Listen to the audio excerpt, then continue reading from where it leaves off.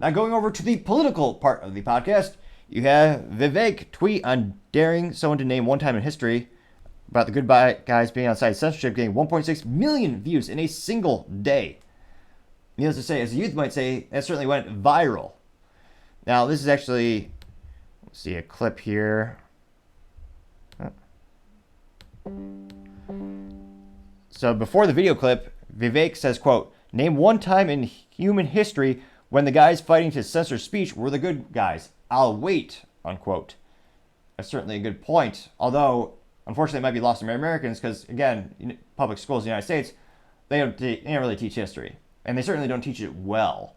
So they would probably either make up the wrong answer or not even know what anything he says means. But nevertheless, here's the clip now with, looks like it is a little interview with Biden. Let's see what he has to say. Perhaps we'll be enamored by pearls of wisdom. Let's tune in and find out. What about what Elon Musk has done to Twitter, lowering guardrails against misinformation? Does that contribute to it? Yeah, it does. Look, one of the things, as I said to you, when I thought I wasn't going to run, I was going to write a book about the changes taking place. And most of it's directed over the years for these fundamental changes in society by changing technology. Gutenberg printing in the printing press changed the way Europeans could talk to one another, all the way to today. Where do people get their news? They go on the internet. They go online. They go, and you have no notion whether it's true or not. What about? Well, thankfully, just anecdotally speaking, or just what do you think? Who do you trust more for data? Whose opinion do you trust more? The government or the people? What would you rather have? Censorship or less censorship? A great way of asking, are you American or not? Although, unfortunately, American values are dwindling and pretty much disintegrating. So what is American could be a debate in and of itself. Now, traditionally, true Americans would say, well, I may not agree with what you are saying, but I'll fight to the death for your right to say it. That's what that's what I still hold dear to my heart. It's also the best way for the best ideas to come to the surface. You have debates, you talk to other opinions, you learn about the other side. But no, the government wants to censor more and more and more, unfortunately. And Twitter is one of the few outliers that wants to decrease the censorship on the World Wide Web. Now, in terms of the responses, one of the top responses comes from, let's see here, Mr. Derek a Butt. He certainly sounds like a butt, so an appropriate name. This person says, quote, "Republicans banning books is censorship," unquote. Person got 206 likes. Now, someone did have the correct mind to respond to that person, and Elon also chips in as well. Now, the response by Mr. Light Metal says, quote, "I just retired after 30 years of working in libraries.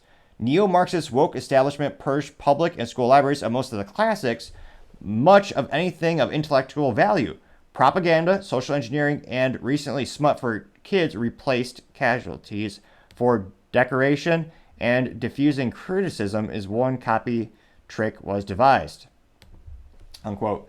Which, yes, is very true. When people talk about banning books in public schools, yes, there's such thing as child appropriate. Every American used to think, yeah, you probably shouldn't have a kid looking at adult content. And some of these books quite literally depict adult acts. And cover ears or have the children leave the room for this quick reference. I'm regarding to sexual positions and activities and toys. There are teachers who are probably putting this in front of children. Something that if you saw a random stranger at a public park, that person would appropriately be arrested and ostracized from our society. And yet these teachers are obsessed with pushing this material in front of children. That should scare the living daylights out of you, as well as give you insight into what teachers are really doing with your children and what the teachers' unions are standing for these days. Now, Elon responded to that statement saying, quote unquote, "Exactly." And Elon got 5,391 likes and 144,000 views.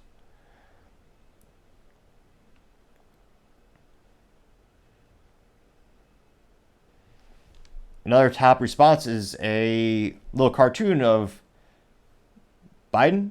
And Biden saying in the cartoon, little cartoon, it says, quote, "MAGA is the most extreme political group in recent American history," and it just shows parents of multiple races saying, quote, "School choice, secure our borders, lower taxes, support our police." And then on the opposite side of Biden, he has his Biden supporters, and they are in black hoodies with masks, and one of them says, "Defund police, open borders now, support late-term abortion," and then they have little emblems on their shirts that say, BLM, Antifa, and then the Democratic Party, and of course they are burning the American flag.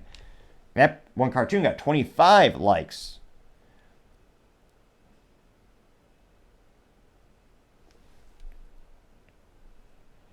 And then you have I don't know what movie this is, but there is someone who photoshopped Biden and Hunter in a World War II film, and Biden is saying, quote, "Jack, I can't beat Trump. I need you to put him in jail."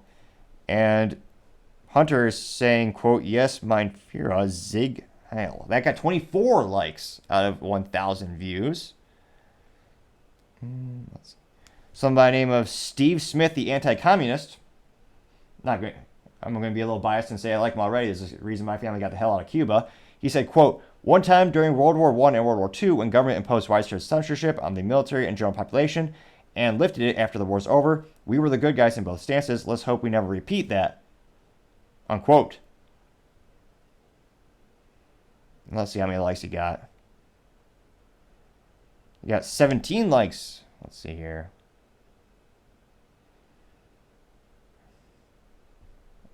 Going below here. Oh, Mr. Human, a very popular person on the Twitter sphere. And of course, he has the Ukraine flag as well as the peace logo in his.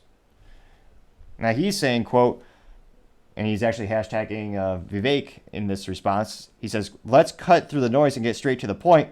Troll farms like those orchestrated by Russia aren't just nuisances. They're calculating threats and with multifaceted impacts on a nation's fabric. Health hazards." Oh, Jesus. This person has a lot of time in their hands because it's like a book. I'll read the first couple. Health, he says, "Security breaches. Remember 2016, the fingerprints of the troll farms were all over U.S. elections. Their interference erodes faith in democracy and fuels social unrest. It's not just meddling, it's direct assault. Societal fractions. Digital spies." This guy's writing pages on pages. Well, nevertheless, let's see what people like about this. He did get 239 likes. And if you look at his profile, he is what people would say culturally a leftist or politically a leftist.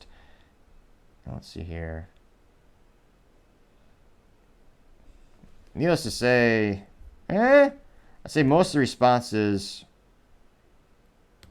I'd say they're more on the side of not censorship, thankfully. And let me know what you think. Do you think that, in terms of winning issues for the 2024 election, I'd say with more and more people being concerned about online censorship and online blacklisting and online shadow banning, I think that'd be a good topic to bring into the realm. I think more and more people are starting to see how a lot of people in the middle and more on the right are being just completely ostracized from modern society. So let me know in the comments, do you think that'd be a good, it might be a prudent business decision, or more accurately a prudent political decision for 2024, and might that help put Vivek over the top with all the competition? It'll be interesting to see, but as I say, time shall tell. Thank you everyone for taking the time to tune in today. I know it's ambitious, but we're trying to get to 4,000 subscribers by the end of October, so if you can click that button, I would greatly appreciate it. Also, the additional comments as well as the likes are greatly appreciated, as I really do like the feedback. I try to respond to all the comments when I can, and even if it's harsh, I appreciate the critique, because that's how I make the show better and better. We're continually trying to examine and test new software capabilities so that we can do the picture-in-picture. So when I'm referencing some of these clips, you'd be able to see them in real time. If you have suggestions, I would greatly appreciate it. I tried a couple over the weekend, and again, unfortunately, they just didn't pan out. And I don't know if it's because I'm currently using the 4K Razer Kaizen USB web camera and OBS software, then a little USB mic. So if you have such, and for some reason, the picture-in-picture won't work. It'll only use one or the other. So let me know if you have any suggestions. I really appreciate it, because I do want to make the show better and better so we can all have a good time, so to say. Also, don't forget to take the time to Tell your family, tell your friends, tell your coworkers. Heck, tell your enemies, tell anyone and everyone. Just stay safe and fight the good fight.